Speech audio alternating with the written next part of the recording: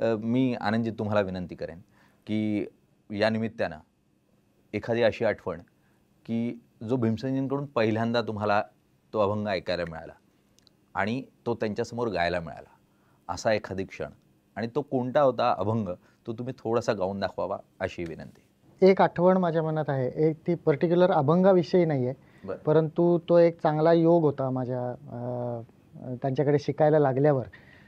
मी जायला लागलो त्यांच्याकडे 1988 साली. नंतर एक 3-4 वर्ष 4-5 वर्ष झाली मी शिकत होतो.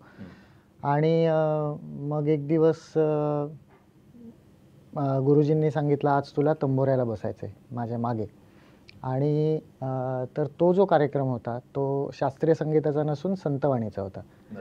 तर तो एक आणि तो सुद्धा पुण्यातला जे दगडूशेठ हलवाई गणपती त्या पवित्र स्थानी ती संतवाणी होती.